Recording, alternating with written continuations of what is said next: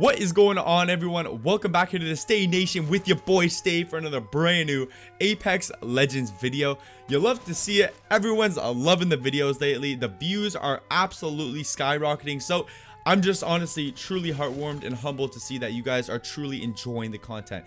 It's truly amazing. But as long as you guys are enjoying it, I'm gonna keep pumping this stuff out to you guys twice a day, every single day, just like we've been doing since day one on this channel. So if you guys are new around here, don't know what we do on this channel, I live stream every single day of the week at 7 p.m. Atlantic Standard Time. So I'd love to see some of you guys there, and we post daily Apex Legends content. So if you guys like today's video and you want to see more from me, make sure you guys drop a like, subscribe. Let's get on into it. We don't got much more time to waste because I got some Octane tips for you guys today.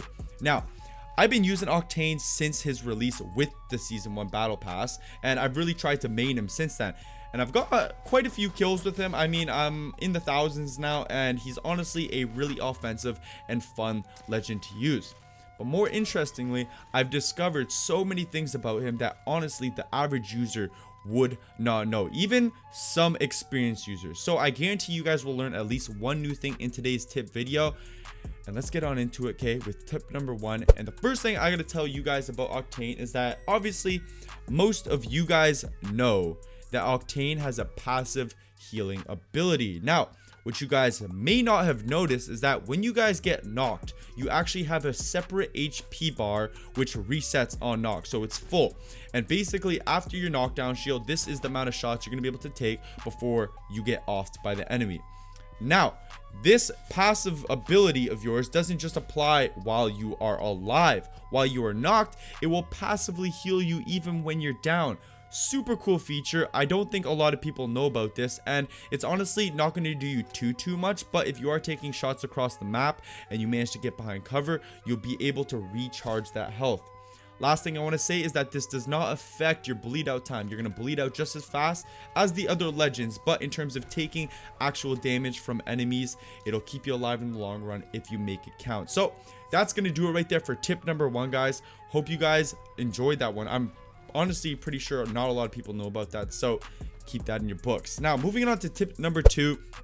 Tip number two, I'm not taking credit for. I actually found this on Mendo Kusai's stream. Mendo Kusai is a pro Apex Legends streamer, fantastic guy, and I honestly love his streams. But he pointed out that if you guys use your syringe, this is ultimately going to cost you 10% of your health.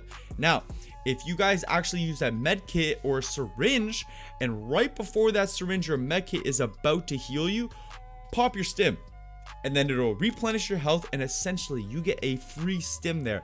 It'll cost you no health, and you'll have the little speed boost. So it's a great way to take advantage of something. Let's say you're traveling across the map, you use stims like crazy and you're running low on health. Well, use one more stim and pop that med kit, and you're gonna keep going with a free stim. So that's tip number two, guys. Really cool, really useful. Make sure you guys start implementing that into your game today.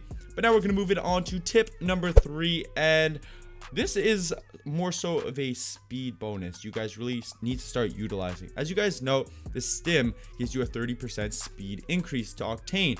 Now, when your stim is about to end, you guys need to make sure that you are sliding out of that ability. As you guys all know, sliding and then jumping carries momentum through your speed. So while you are using his stim ability, if you have that 30% speed increase and you want to go, like, you know, the extra foot faster, slide out of that ability as it's ending and hit a jump, and you'll carry that ability speed momentum for like an extra second to a second and a half later. It's not much, but it does make a little bit of a difference when you're trying to get somewhere quicker.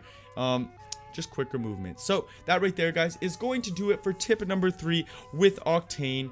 And now the fourth ability, or the fourth tip I have for you guys, is also relating to a stim. There's a lot of tips with him relating to a stim ability because it's so versatile. It can be used offensively, defensively, but as you guys all know, B-hopping is most definitely a thing in Apex Legends. When you guys are trying to get away, sometimes B-hopping just isn't quite fast enough. The guy just might get a shot off on you. So I recommend mixing your stim ability when leading into your B-hop. This will give you a huge speed increase going into your B-hop and allow you to get somewhere even quicker with an already quicker mechanic, if that makes any sense. It just allows you to B-hop quicker. So make sure you guys are sliding into your B-hop with a stim ability activated first. You're not going to kill yourself with that stim ability, so it doesn't hurt to use it. But that right there is going to do it for what are we at now? I think that's tip number 5. I got quite a few tips for you guys today. Sorry, that was tip number 4.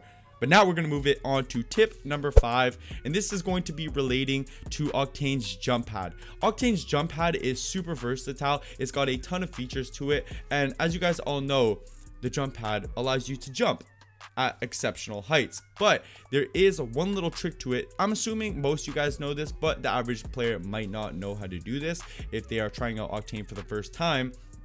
The jump pad, if you run straight into it, this is going to send you up and forward. It's great for traveling distances, especially if you're trying to get across the map fast. But if you guys are placing this close to a wall and you really want to scale up a building and get that extra height boost, make sure you guys are jumping in contact with the jump pad.